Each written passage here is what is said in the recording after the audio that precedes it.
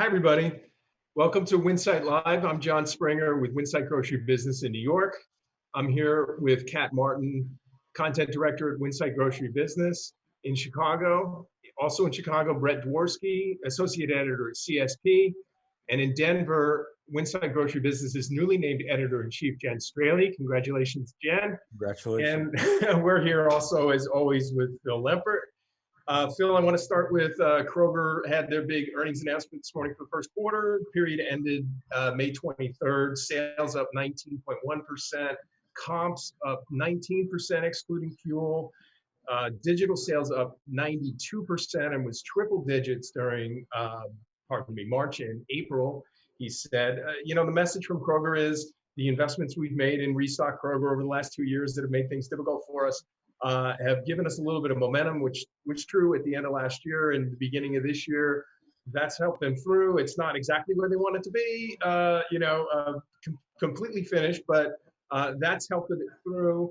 They refrained from making financial guidance for the rest of the year, other than to say it's going to be better than their initial guidance, which was 2.25% comps for the year, which is obvious at this point. And however, CEO said that 2021 looks better than 2020 had COVID-19 not come along. So a lot to unpack from that, but that's a couple of headlines from the call here. So what's interesting to me, John, also what came out is that Costco's profit fell 8% in the quarter ended May 10th from a year ago. They're blaming coronavirus-related wage and sanitation costs. Target's profit last quarter fell more than 60% than a year ago, again, because of higher supply chain costs from fulfilling online orders and labor costs. Their digital sales went up 171%.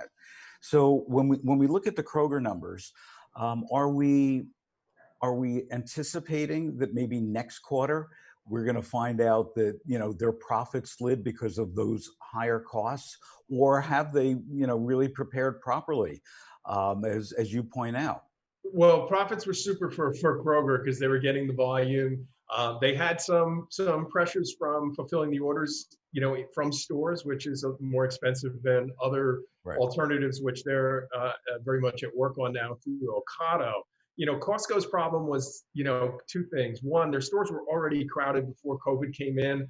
They were in poor condition to add, even more shoppers. So the hoarding activity that took place kind of almost hurt them more than it helped other guys. And, the restrictions and so forth, compare with BJ's Wholesale Club, which had stores with lower volumes, did much higher comparative sales numbers in a similar period because they had more room to grow than Costco. Costco, a little bit of a victim of its own success. Target, we've talked about this before. Target's issues, you're absolutely right, with fulfilling store orders out of stores, more expensive than some of the ways that some of the competitors are doing it, but it is contributing to higher online sales growth than a lot of people out there. And again, Target's more reliant on some of those luxury items and home goods and those other things that didn't sell quite as well during the pandemic. So, we're all working it out now. Here, Kroger is kind of the last bit of the first quarter calendar anyway. Earnings calls. We can take a look at it all in an upcoming piece for WGB. So what I'd like to put up is a map. This map was sent to me yesterday from Sonic. And what they're talking about is how COVID-19 has given a resurge to their model, which is the old car hop model. And we've seen other companies Culver's is doing it. Another few are doing it around the country. And on the map, you can see who's doing the whole car hop thing. And I guess my question is, have any of you gone to one of these car hops during COVID-19?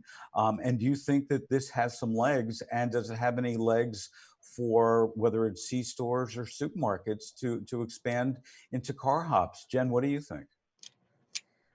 Sonic always had the car hop experience. Like you pull up to that kiosk and and then someone brings you your food. I don't know if they've added to that. I haven't been to one since the pandemic, but Yeah, no, Sonic has, yeah, that's their model. But what they're showing is how other people, including McDonald's, Chick-fil-A, Taco Bell, other people around the country are doing it. What about in Chicago? Brett, Kat, are you seeing any car hops? So, Have not. I don't know, Brett, does Sonic operate in the city? I know they're kind of out in the suburbs. I don't know if there's one in the city or not, but yeah, I haven't seen it in the city. I think, I think it's a good concept. I don't know if it will take off in a city like Chicago where we might not be in our cars. But definitely in places, I remember going to car hops when I was a kid, and it was always a fun experience. Whenever you came across one on road trips or whatever, as an adult, it's very nostalgic. Oh, this is fun. And I think it takes away that I think people might still be hesitant to go inside, but they want to get out of their homes. So, and you're seeing even like drive-in theaters are starting to open back up. So I think that whole idea of getting out, but still staying kind of in your little insular car vehicle with your own family members is an idea that has legs probably at least for, a few years until we all forget that we're supposed to be scared of germs and all of that kind of stuff. Well, a few years ago, and John probably remembers this, there was a company in Texas who had a drive-through supermarket. John, I don't remember the name. I don't know if you do, but you actually took your car and you went, it almost like a really big car wash. You actually went through the center of it and you could get your groceries, and they would, somebody would be there handing them to you through your window and stuff like that.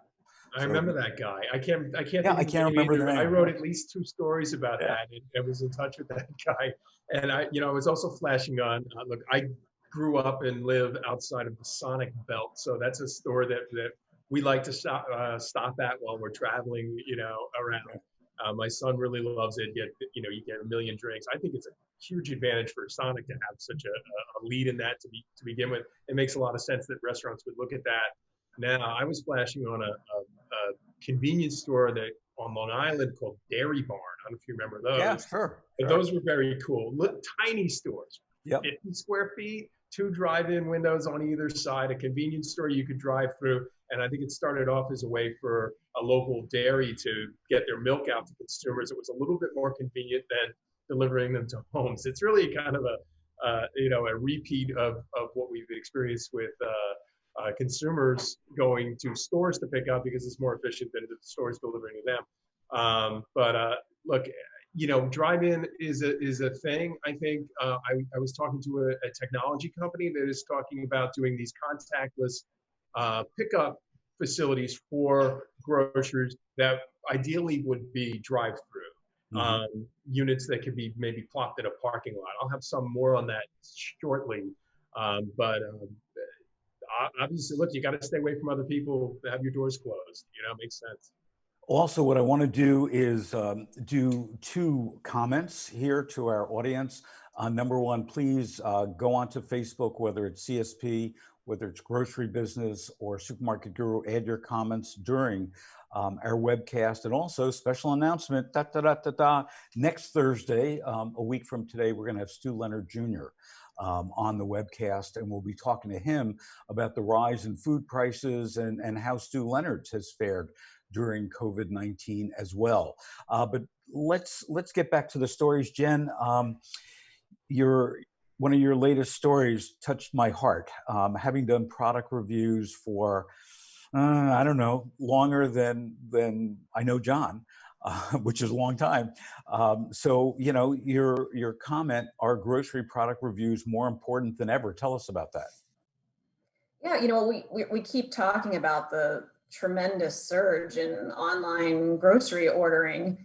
And so if you're already online, now it's like food products are getting reviewed the way you review a TV you just bought, or, a dress you just bought, or, all these other goods that have always been, that's the first thing I look at when I'm going to buy something on Amazon is, what the reviews are. And now there's a company called Bizarre Voice, who is a company that connects retailers with reviews. And what they're seeing is that in May, there was a 244% increase in food reviews Wow. year over year. And so, they're thinking that, some of these shopping behaviors that we've adopted during COVID-19 are going to continue afterwards. And now maybe when you're deciding, which pasta sauce you're going to buy, you're really looking, posting those reviews and taking a close look at what other people are saying about it. And this can also inform, what products retailers decide to have on their shelves.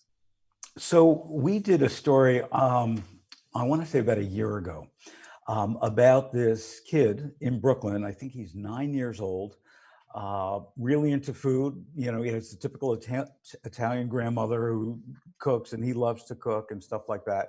What he wants to be when he grows up is I think it was a judge or an attorney, but he's doing these product reviews, on video, on YouTube, getting, hundreds of thousands of views. But I guess the only question I've got, having done reviews for a long time, and we have a very strict criteria and a point system, 30 points for taste and X number of points for sustainability and things like that. When we start to have people just review based on taste and what they like, are we sending a partial signal to both people and the trade, especially to your point, if the trade is going to start looking at that and saying, hey, I should get that product, versus having some kind of uniform criteria that maybe we put out there for people who want to do product reviews, so that, we have a more balanced system. What do you think? Yeah, I don't think that there's going to be any way to stop Oh, consumer. no, I don't want to stop it. I just want to make it better. You think about Yelp for restaurant reviews. I can't tell you the number of times I've been someplace that I'm unfamiliar with what's around, and I'll look up on Yelp, top rated restaurants, and like Subway will come up. And Right. I'm like, Yelp doesn't make sense. Right. And that's my point. That's my Yeah. point, especially if we're doing it with a pasta sauce. So John, Well, and I think also you start to, when you read reviews on Amazon or whatever, you take everything with a grain of salt, so I think people are very used to reading reviews from whether it's Yelp or Amazon or wherever. And I think people are getting savvier about, how to interpret reviews too. And so you look for people who have things in common with you and what do they like, or if someone is just, has a bone to pick or whatever. and then you also have the company who gets their employees to review their products so that they get 5 stars. Right. We've seen. You've got vendors who will ask you to review them in exchange for a better price. You got all kinds of things like that.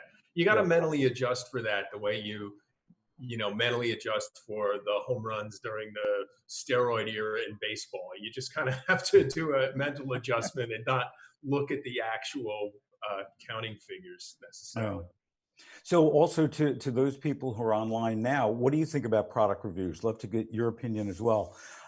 John, coronavirus accelerates need to connect with shoppers hyper-personally. What does that mean? That was a story that came out through some interviews I did with some technology companies that are trying to, as we were just talking about, replicate this interactions that a retailer and a shopper can have online in the real world, right? So, the algorithms that when you search for a product on Google and, you go to Facebook 10 minutes later and there's an ad for it there, right? That doesn't really, it's more difficult to pull off in the real world. However, right, technology, AI, edge computing, all these things are getting, and there's a lot of companies that are working on this idea where you can signal to a retailer where you're going in the world. The example would be, typically a retailer, if you're associated in their shopping club and you buy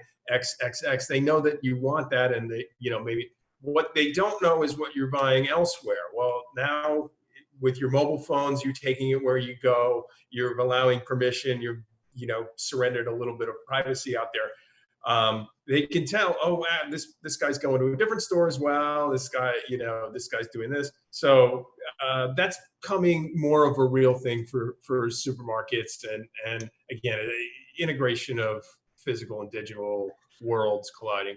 So a couple of years ago, I had the opportunity to go to the Panasonic test lab in New Jersey. And what was it? And a lot of interesting technologies there.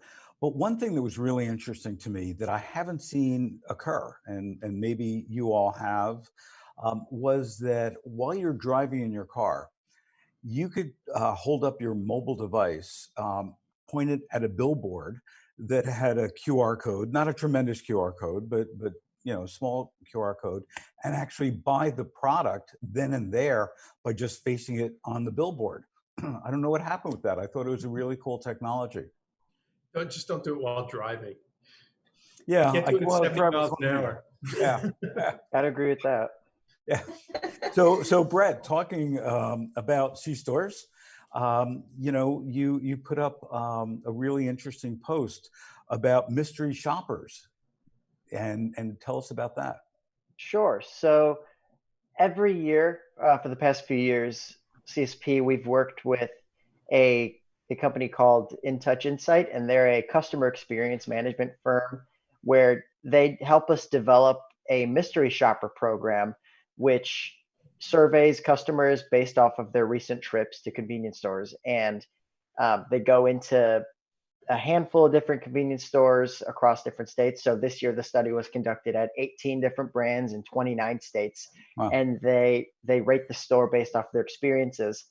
And this year, it was all about COVID-19 and how they're feeling inside the store. So we just conducted it this year, and it was basically set on three key drivers, the study. So how safe were they feeling inside the store, their satisfaction on the overall safety measures, and then also their likelihood to recommend the store to others. So there are many different factors here, but I'm just going to talk about the highlights a little bit. And Please. So there were a lot of data and information that went into this. So overall, there are some really positive things happening here.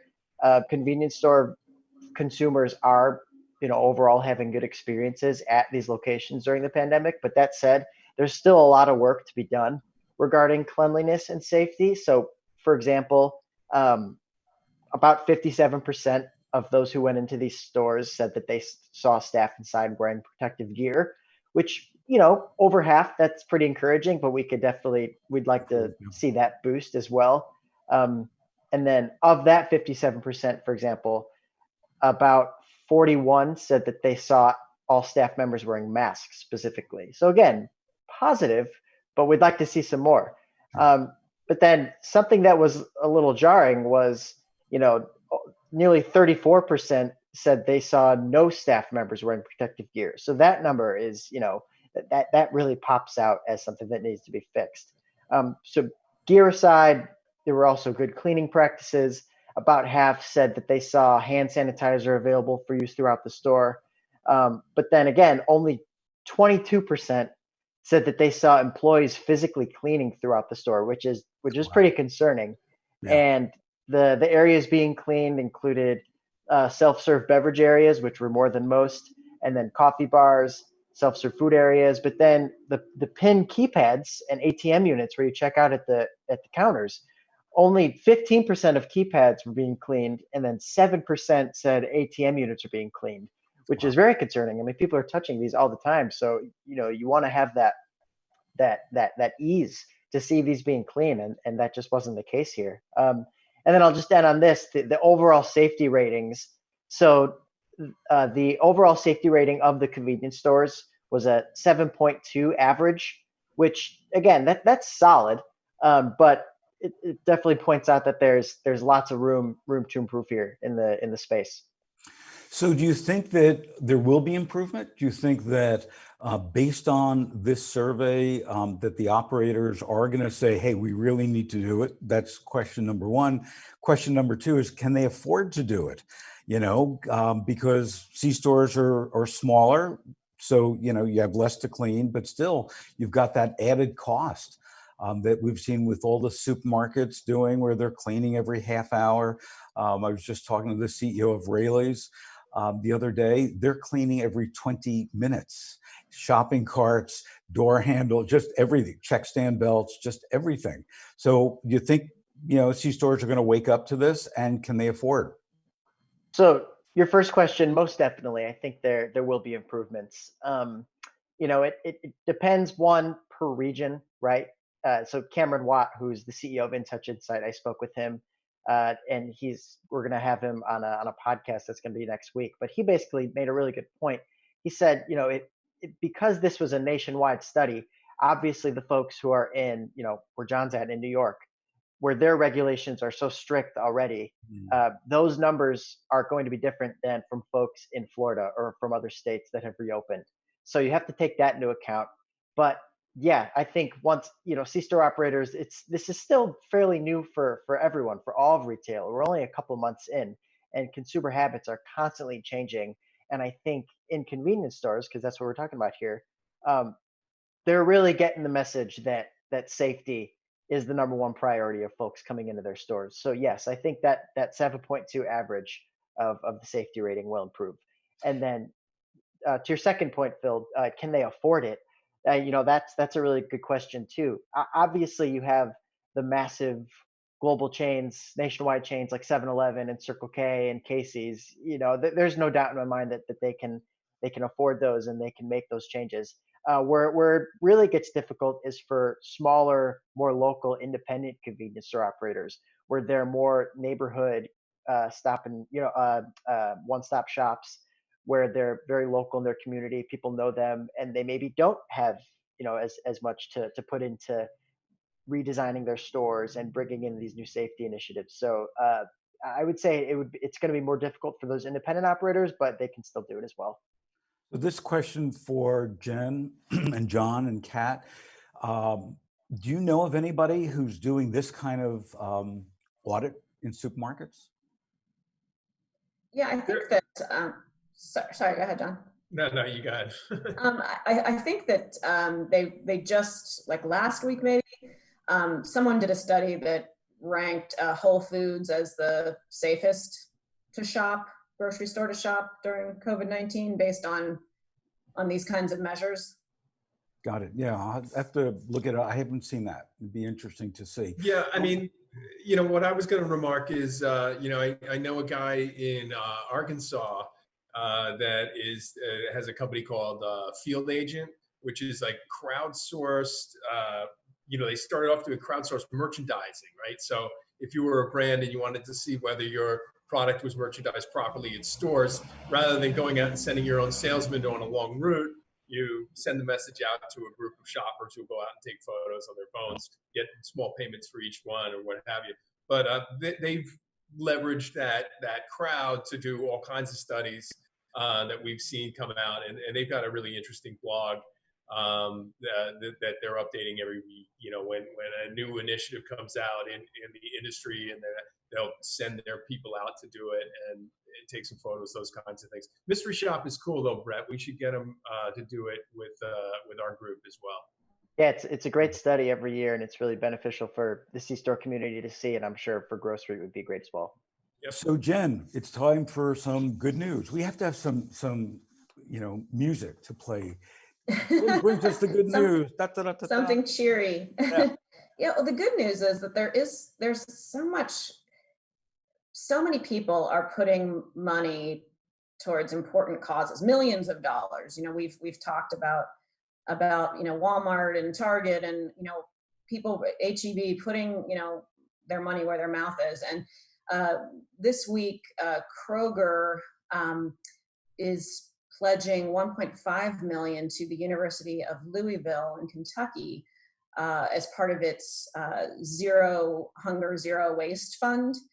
And it's going to focus on 3 areas: diversity and inclusion, sustainability, and what is the third one? And leadership development. Got it. No, that's great.